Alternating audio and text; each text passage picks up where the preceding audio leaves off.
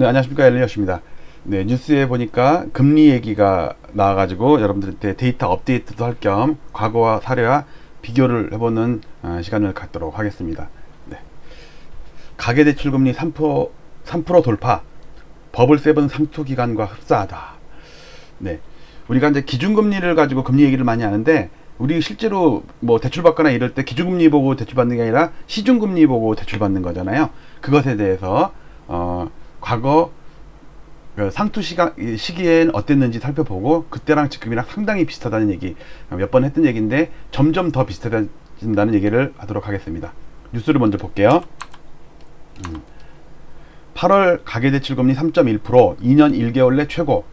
기사가 긴데 요약한 걸 보면 가계대출 관리를 위한 우대금리 축소, 신용대출은 3.97%, 주담대는 2.88%, 그거를 아우른 가계대출금리는 위에 있는 3.8%, 예대금리 차는 1.84%포인트로 확대가 됐다. 5% 이상 고금리 대출 비중이 5.3%로 늘었다. 아유, 금리가 높은 게 지금 많이 늘었네요. 잠시만요. 네, 다음 기사 보겠습니다. 서울경제입니다. 금리 인상 반영도 안 됐는데 8월 가계대출금리 25개월 만에 최고. 그러니까 이게 8월 기준금리 올린 거는 8월 말이잖아요. 그러니까 아직 그게 제대로 반영도 안 된 상태에서 시중금리가 이렇게 올랐다는 얘기네요. 그게 본격적으로 반영되고 또 이제 만약에 10월 또는 11월에 금리 올리면은 더 오르겠죠.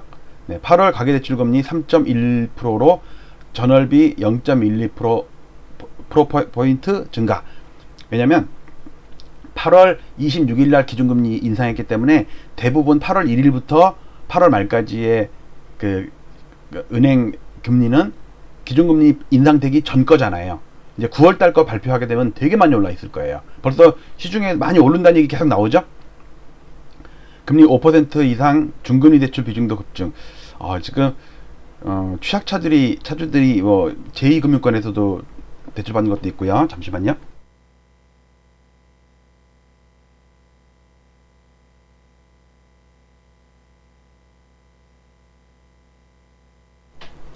물 한 잔 마셨습니다. 죄송합니다. 다음 기사.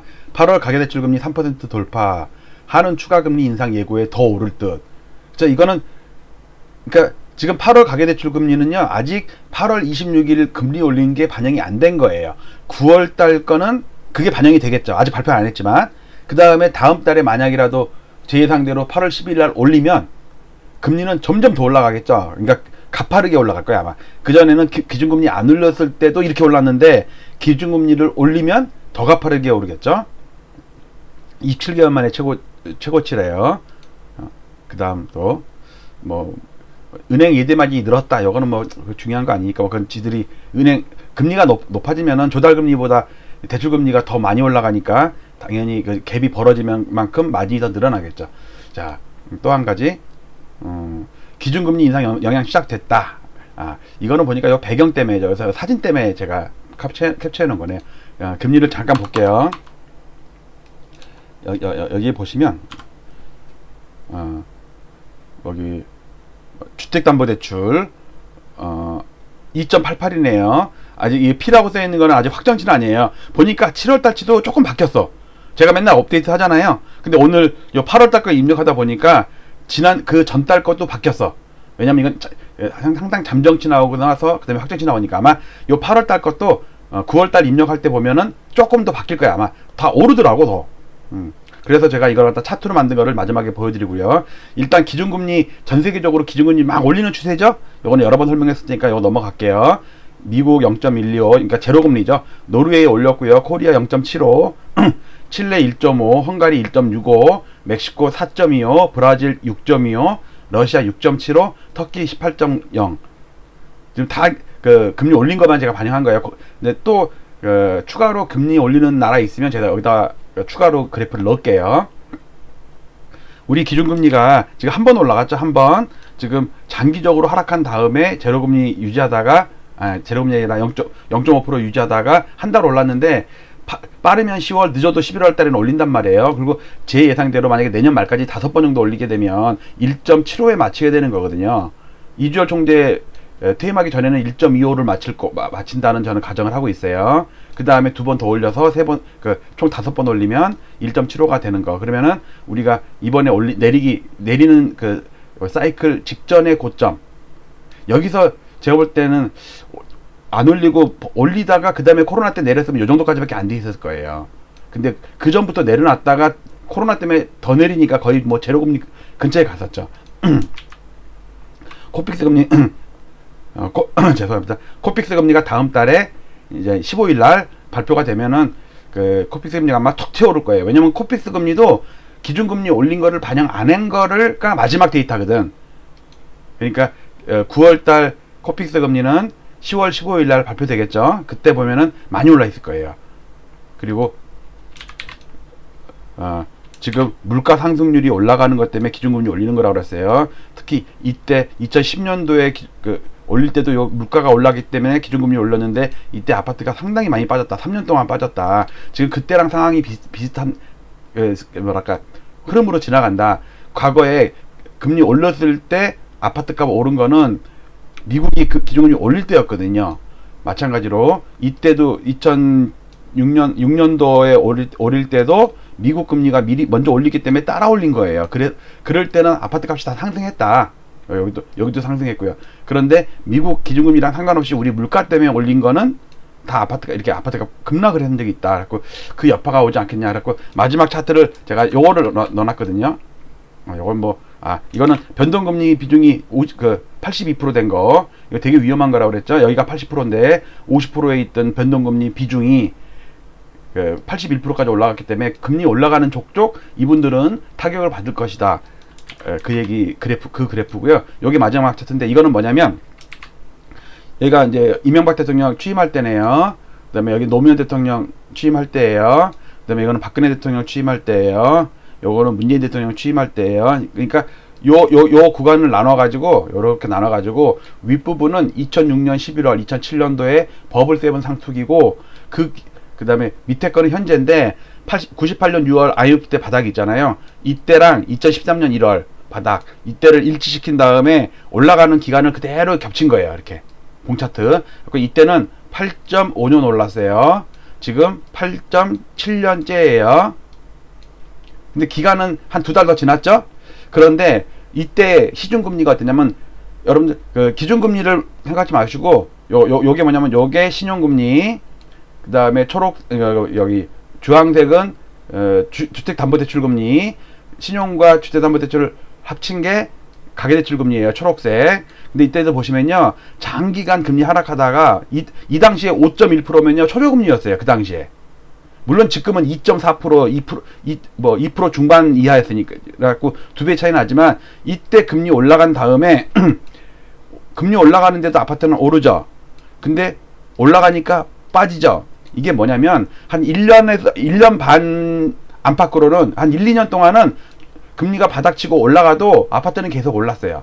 왜냐면 워낙 싼 상태에서 올라갔기 때문에 아주 큰 부담은 안 됐을 거라고요. 그래서 어느 한 임계치를 넘으니까 이렇게 올라가니까 이제 아파트가 빠지는 거야. 보세요. 여러분들 우리 아파트 금리가 지금 빠지고 있었나요? 아니죠. 계속 오르고 있었어요. 기준금리 지난달에 안 올렸을 때도 시중금리는 엄청 오르고 있었어요. 특히 신용대출금리는 2.8%가 바닥인데 이게 작년 8월달 바닥이었어요. 다른 건 다 바닥이었어요. 근데 여기 주택담보대출금리 있죠. 주황색. 이거는 실제로 하락한 게 여기서 끝이고 여기까지는 거의 횡보예요. 횡보. 그러니까 주택담보대출금리를 보면요. 지금 2년째 상승 중에 2년째. 신용대출금리는 한 1년 정도 상승했지만 이해가시죠? 신용대출금리가 이렇게 하락할 때도 주택담보대출금리는 거의 바닥에서 기고 있었다고.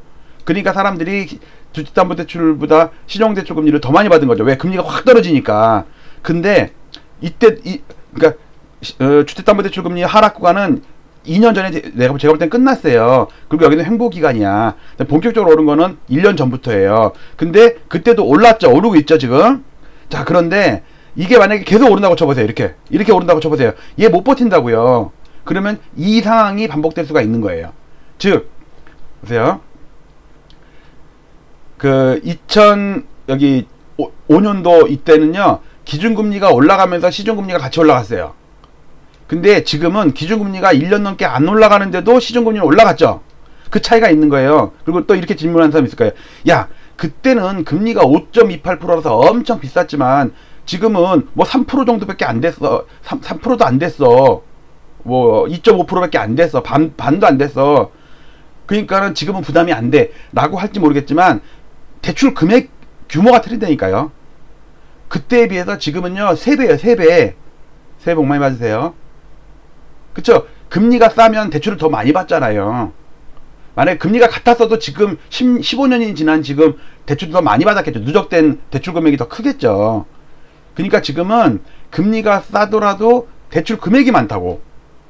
그리고 지금 금리가 상승기 한 1년 이상 지났고요. 앞으로도 계속 금리가 올라갈 수밖에 없잖아요. 이랬을 때 과거에도 버블 세븐일 때도 이때도 한 1년 반 정도 금리가 바닥치고 오른 다음에 상투를 치더라. 그리고 그 당시에는 8.5년 걸렸고 지금은 8.7년 정도 지났다. 뭐 3, 4개월 뭐 그 정도는 중요하지 않죠. 왜냐면 지금 9년 가까이 오르는 사이에 몇 달은 중요하지 않잖아요. 큰 어떤 사이클이 중요한 거지. 그래갖고 요 차트도 제가 오늘 막 데이터 업데이트 했거든요. 방금 업데이트 한 거예요. 최근 자료. 그리고 최근에 올라가는 가속도가 좀 붙은 것 같지 않아요?